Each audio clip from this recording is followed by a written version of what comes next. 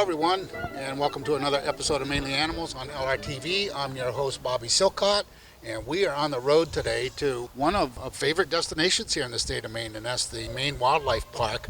And with me today is Jade. And Jade, how do you pronounce your last name? My name's Jade Canick. Canick. Yeah, okay, thank you for that. Before we get going, could you tell us just a little bit about you and how you got into this and what it means to you maybe? Yeah, so when I was young, I knew I wanted to work with animals. I'm a Maine local, born and raised, and I went out of state for school, studied zoo science, and when an opportunity became available here at the park, I jumped right on the opportunity. This is my 5th season here at the park now, and I started doing more animal care and gamekeeping, and now I've transitioned to doing education and outreach with the public, which I love. Wow. Well, that's amazing. 5 years, huh? Yeah, a lot of us are long timers here. Once you start at the park, it's really hard to leave. It definitely captures everyone for a long time. Yeah, really, the place is, it's been a few years since I've been here, but, you know, I've been coming here for 40 plus years and bringing my kids and grandkids and different things, and it truly is. It's a destination here. Now it's kind of like yours, huh? Yeah, it's unique because of our association with inland fisheries and wildlife. We have state backing, but we also have the uniqueness that we are a native Maine wildlife center. So we don't have exotic animals, we don't have tigers and African lions, but we have more than 30 species of native Maine wildlife, and we're not in the business of purchasing or trading animals. All the animals that live here because they can't live in the wild on their own. So it's a pretty unique place. It's really special, and it's a great education facility for teaching people about Maine's native wildlife. Yeah, right here in our backyard, huh? Yeah. So I was on the website earlier looking at the history of this, and I'm drawing back on my memory through the years as well coming here. It wasn't always Maine Wildlife Park, wasn't it? Something... Yeah, so it originally was a game farm. So we were a farm that raised ringneck pheasants by the thousands of ringneck pheasants. And they were raised and stocked for game hunting, similar to our current hatcheries that raise fish and stock them in lakes and ponds. So the park looked a lot different in its founding years. It was not the facility that it is today. It's changed a lot over time. And today, and I think it's important to make the distinction, we talked about this on the phone a while back, and this facility is not for rehabbing animals here like some people may think. Could you just speak of that a moment? Definitely. Yeah. So yeah, rehabilitation centers are a little bit different. They're more clinical. So a lot of the animals, when they're first found, an orphaned, injured, abandoned animal, they often go to a rehabilitation center first. And we're then the next step after that. So if an animal is rehabilitated and is ready for release, they'll then release that animal and can live a happy, healthy life out in the wild. And that's the best case scenario. But not every animal that goes to rehab center is eligible for release. So any animals that have long-term health needs or won't survive on their own, then they come here, and this is a long-term home for them. Rehabbers themselves, there's a large network of those throughout the state of Maine. Can we emphasize a little bit about these rehabbers, how to find one in your area? Yeah, so to be a licensed rehabilitator, you actually have to have a state license in Maine to take care of wildlife like that. Not just anyone can take in injured or orphaned wildlife. You have to actually be a licensed rehabilitator, and there are several of them, lots and lots of rehabbers in the state. And we update our list every year online. So if you're seeking help from a wildlife rehabilitator, advice, or if you find something and you just don't know what to do, we have that list available online.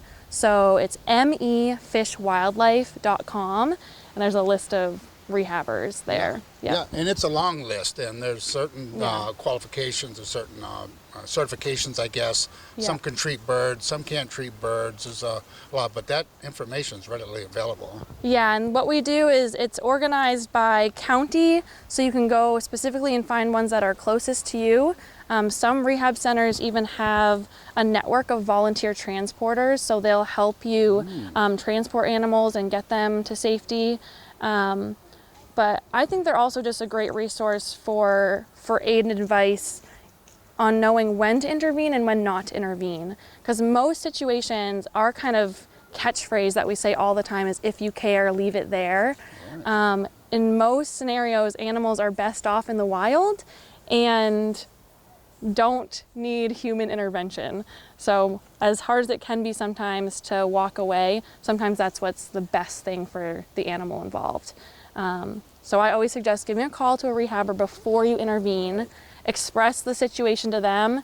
They've heard it all and seen it all. They're professionals, so they can usually give you the best advice on whether it's the best next step to intervene or not to. Right, and I couldn't agree more. I lean on them all the time. I've got to meet some rehabbers that really are heroes of mine. They do extraordinary work 24/7. It's amazing what they do, and they're just, you need folks to stress that, they need to plug into them. Don't grab an animal, bring it here to this facility and think that they're going to be able to care for it. It would just going to delay care for them. Right, so it happens every year, every season, especially right now. It's the end of spring, we're heading into summer. We call it baby season. This is when there's a lot of babies that are being born out in the wild, and the most common situations are that is either perceived as being an orphaned or abandoned animal. But people don't always realize that in the wild, parents will leave their newborns for periods of time, especially deer fawn are one of our higher risk orphaned or abandoned animals that aren't truly orphaned or abandoned. Mom is out foraging and she's getting food for herself, and then she'll come back and nurse throughout the day. But we generally ask people to wait at least 24 hours before they do any kind of intervention, because mom's probably around, and humans often actually attract predators. So the best thing is to just let nature run its course. Right. And if they need to, if they feel that urge, again, that rehabber, plug into them, reach out to them, and they'll tell you exactly what you need to do at that moment, right? Right. The only animals that we take in on a rehab basis would be the deer fawns and moose calves. So every other species that comes across our email, our phone, or right here at our admissions gate, we are then connecting them to a wildlife rehabilitation center. That animal's not staying here. And any moose calves or fawns that do come to us, they are not coming from the public. They're coming from wildlife biologists or the warden service. So we cannot accept an animal directly from the public here at the park. Right. So to the viewer out there, someone that may see this, don't waste precious time thinking you're going to do that. Reach out to the correct people, right? That's correct, yeah. Right, so I could imagine a facility like this, what it takes. I can remember probably 40 years ago when I brought my daughters here, there was a little metal donation box out front. You'd put that in, you'd drive in, and you'd walk around. Well, that's changed a lot, and so it takes a lot of money and resources to run this. You want to talk a little bit about funding, admissions, and so on, how you raise money here? Definitely. We are not funded by the state. We are completely operated under our admissions gate fees and our nature store profits. So we don't receive tax dollars. We receive what we call in-kind services from the state. So things like our vehicle fleets or help from the engineering department. Like they'll come and they will help us with services, but we don't get any financial backing in that way. So we really rely on our visitors who come every single day to keep this place running. We also have a 501c nonprofit, the Friends of the Maine Wildlife Park, and they specifically raise money for animal exhibits, animal enrichment, and animal care. So the money that they raise can't go towards general park operations, but they raise a lot of money that specifically goes to our animals that are in our care here at the park. Yeah, they play a really big part in keeping the animals safe and just taken care of, huh? That's right. We have over 100 volunteers that are here with us, and they help with a variety of different things. All of our gardens are maintained by garden volunteers. We have volunteer tour guides and docents who help educate people in the park. We have volunteers who help us with vehicle maintenance, park maintenance, volunteers who are specifically involved with the Friends and help with fundraising and events like that. We couldn't do this without our volunteers. We have a tiny staff. There's only a handful of us that are actually full-timers that work here. So do you have open slots now for volunteers? Is that a constant thing? Are you always... It's constant, yeah. We have a volunteer application. It's very, very quick and pretty simple.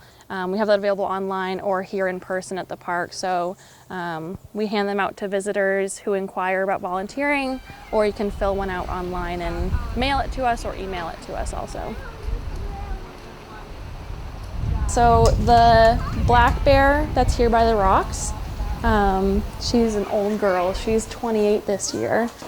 And the red one, she's called a cinnamon phase black bear. So she's still a black bear, but she just has a different color phase. I'll be darned. I never knew. And she's much younger. She's only about 5 years old.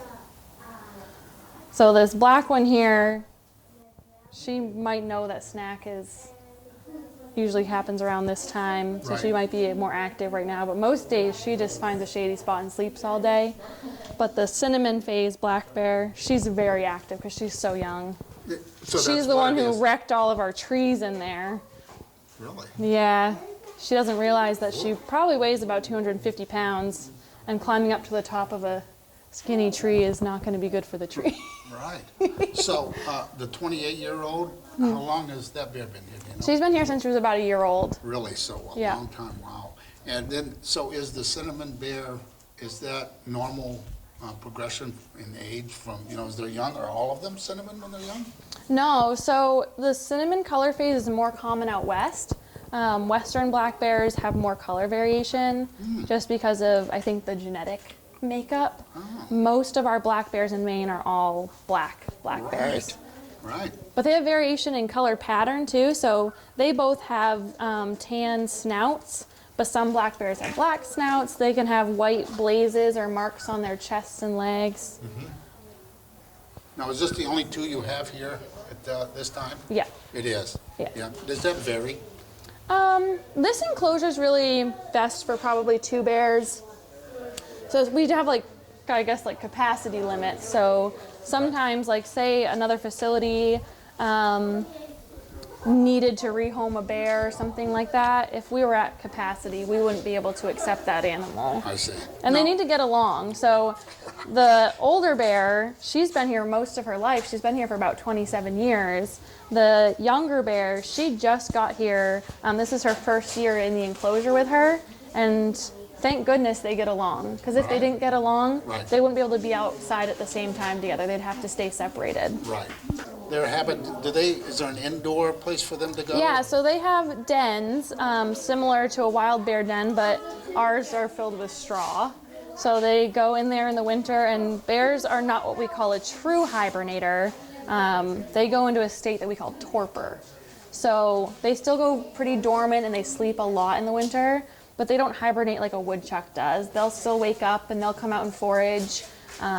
Even in the winter, and the females actually have their babies in the dens in the winter. They can't sleep through that. So they're much less active in the winter, but they aren't a true hibernator like woodchucks. Their heart rate drops, their breathing rate drops. They go into a total state of sedation, whereas bears, they just get really sleepy. So now you got a pool here, so they must like water. Yeah, they're really good swimmers, especially the young bear. She loves to swim. So I know you got some obstacles there. You did say that the cinnamon one did some damage to your trees, but you talk maybe a little bit about enrichment activities that you have for them? Yeah, so when we knew we were going to be getting a significantly younger bear, we knew that we had to make modifications to the enclosure for her enrichment. A senior bear, a geriatric bear, doesn't need the same kind of activity and exercise that a young bear does. And we knew she was going to want to climb, she was going to want to play.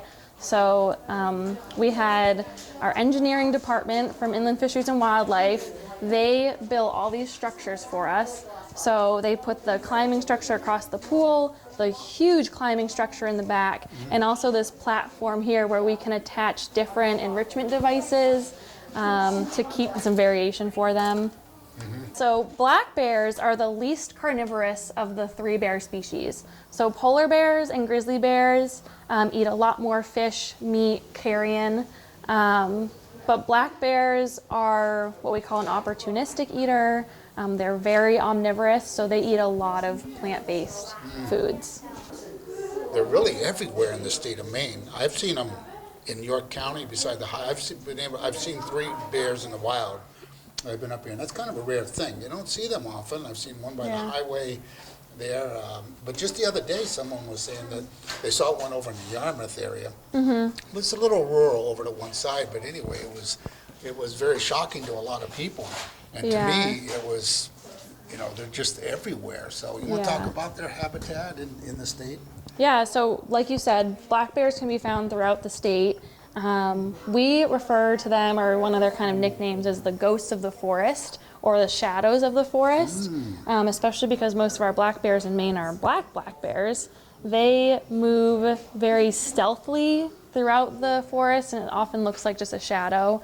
I know a lot of people have lived in Maine their entire life and never seen a black bear in the wild. So they can be hard to see, which is, you'd think, surprising because they're pretty large animals. But they can be sneaky when they want to be. But they also do come into more populated areas and can cause some conflict between humans and bears sometimes. Most of our education here at the Bear Overlook and the displays that we have are about resolving conflict with bears and avoiding conflict with bears.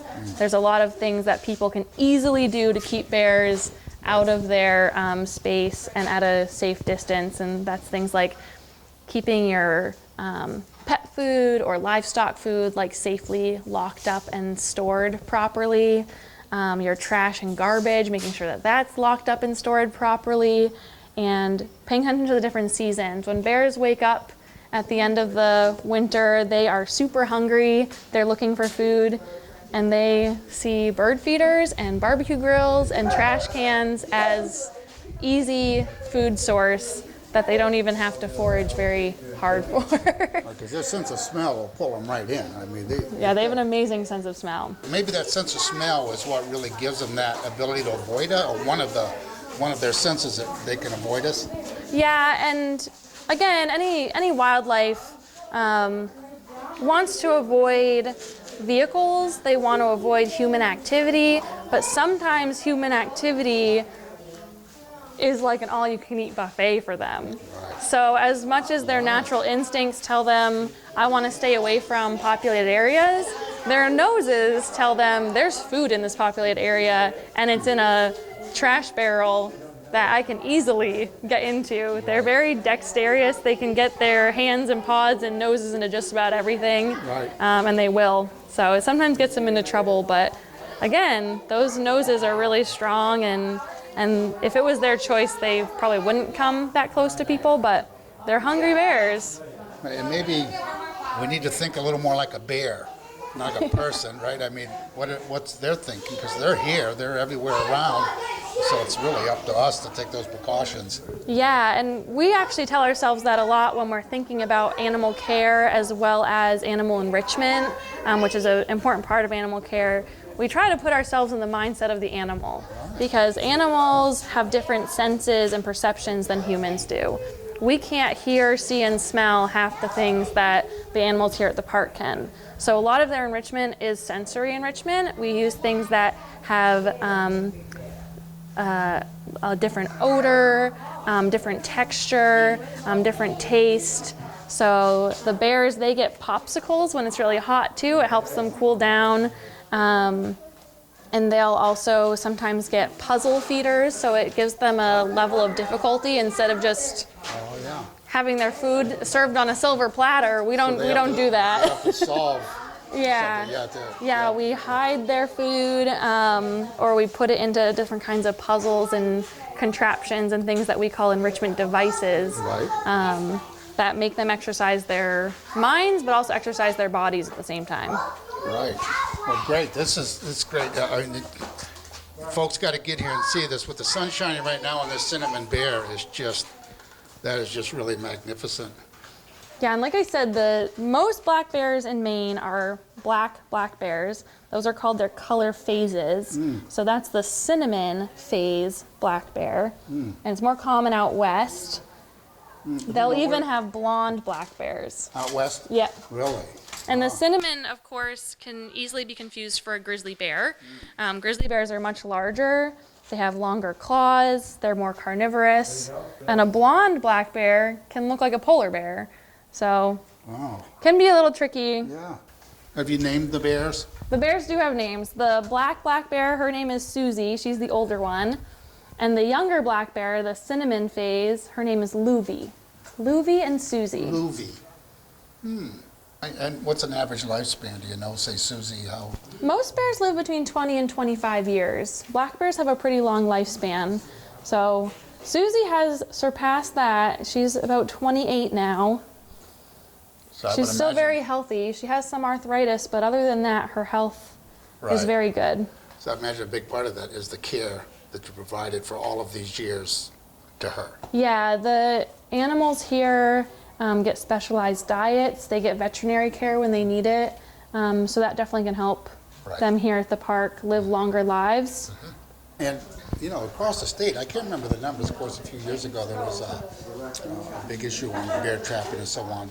We're not going to get into it all, but I can remember there was the population of bears. Do you have any idea what that number is? But it seemed like it was large to me. Yeah, we have over 25,000 black bears in the state. And again, that's why I said it's surprising. Some people don't see them like when they've been living in Maine their whole life. And it's such a high population, and they are a large animal, but they don't want to be seen. They don't really want to be bothered. They want to keep to themselves. So we have a very healthy bear population, and Inland Fisheries and Wildlife tracks the bear population over the winters by doing things like den visits. So a female black bear, the offspring stay with her for 2 years. So by going to the den while she's sleeping, they can assess if she has that year's new babies, if she has her first year's babies, and if the second year's babies are close by too. So it's a really good way of keeping a pulse on our bear populations in Maine because those generations stay with their moms. I believe I just heard recently that there's a really bad problem with the ticks or something this year for the music. Yeah, we call it winter tick.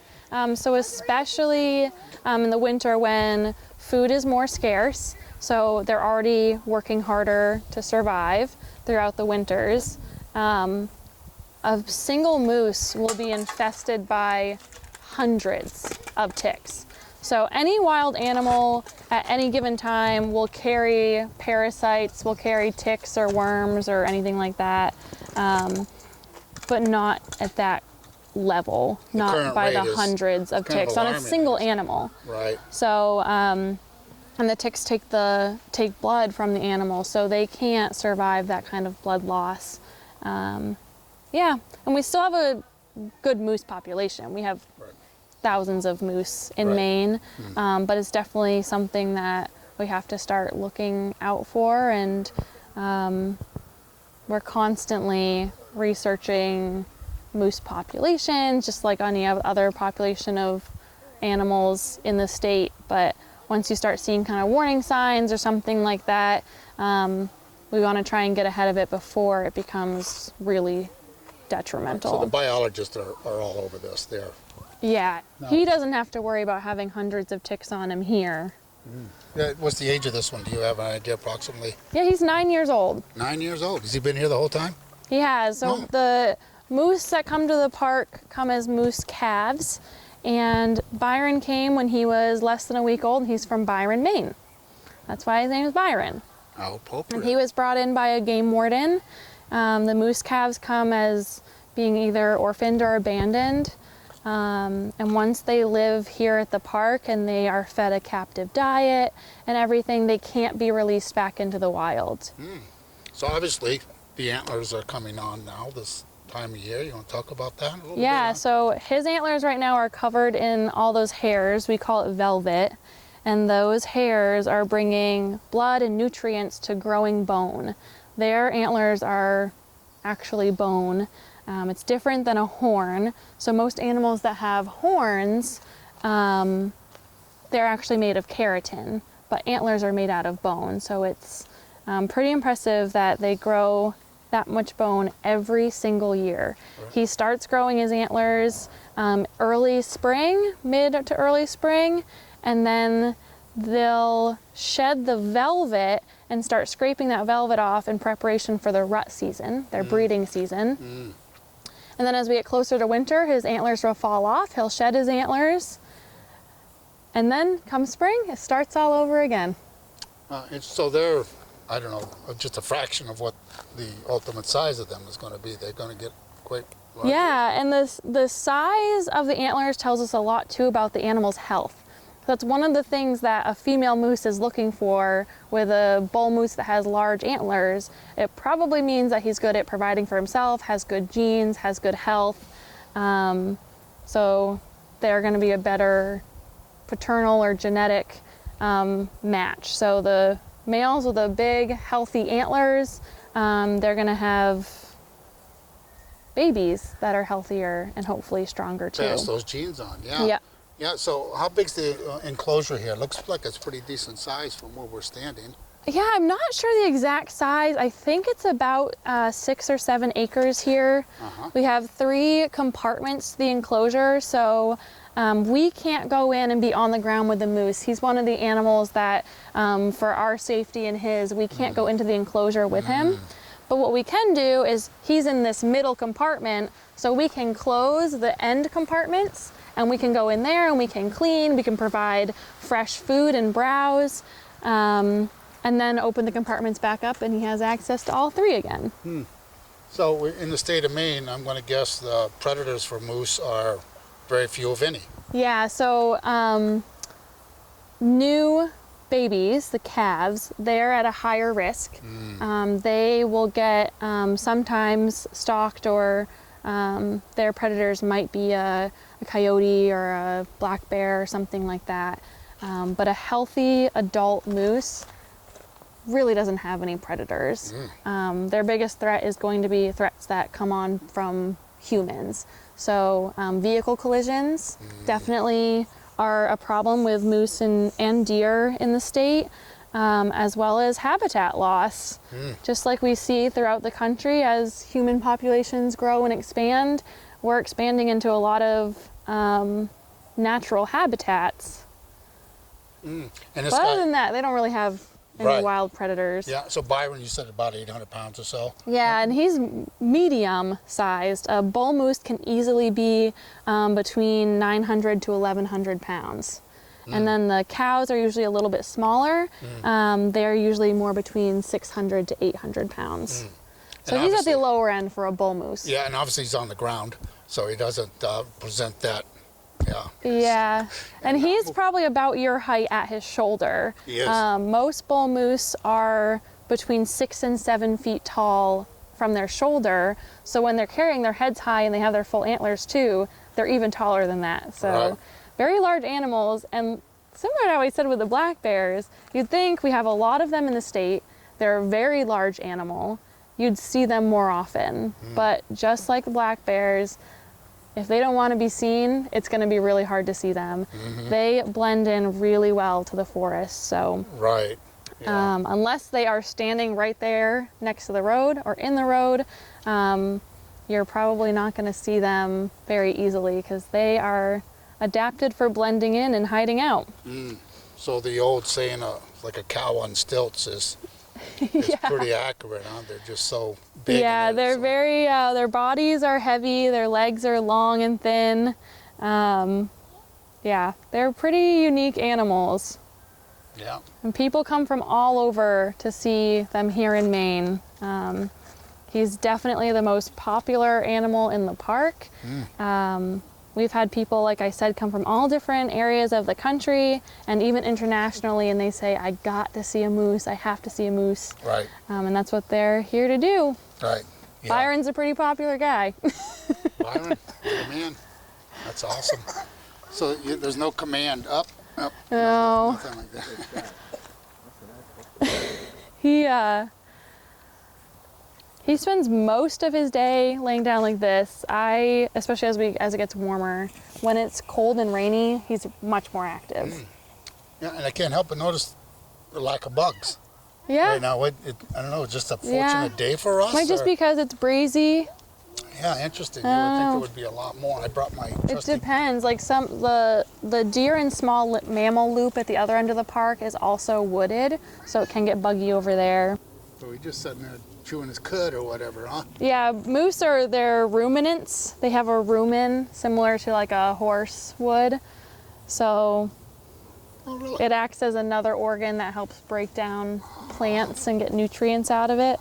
So yeah, they chew their cud and try and get every last bit of nutrients out of their food as they can. That's a big animal to keep fed, and he eats a lot. Right. Now, is there natural foraging that he does in there? There is some, but we have to provide most of his food. So we call it browse. The moose, deer, beaver, and porcupine all eat browse, and it's basically just the leaves, twigs, and buds from trees. His favorite are maple, aspen, birch. But we have literally, we bring him tons of browse, and he eats it all. Is that something you brought in, or is that something that's on the facility here? We harvest it here. You do? Yeah, we'll accept Outstanding. donations of browse, but most of the browse that we feed, we harvest from here on the property. But yeah, we'll take donations if people are clearing and especially if they're taking those desired species, we'll take them here at the park. Aggressive behavior, that's another misconception, is it? Yeah, and again, it's seasonal. So during that rut season, the breeding season, they can be very aggressive. Right. The males have a huge switch that gets flipped hormonally during that season, and they see just about everything as another threat to their chance to reproduce. So he turns into a different animal during the rut season. His behavior changes significantly, and we have signs that go across this entire enclosure during the rut season warning people that he's more agitated. Yeah, and when we have a male, and we have a bull, and we also have a cow, we have to separate them during the rut season too, because they can actually injure each other and hurt each other, because they're such large animals. Well, he is definitely impressive. 9 years. I know, I wish he would stand up, but Yeah. like I said, 800-pound animal, he pretty much does what he wants. All right. He looks pretty chilled. He looks Yeah. extremely content. He likes this shady spot, definitely. So there you have it, folks. A day at Maine Wildlife Park in Gray, Maine. Thank you very much for joining us. I'm your host, Bobby Silcott, and we'll see you next time on Mainly Animals on LRTV.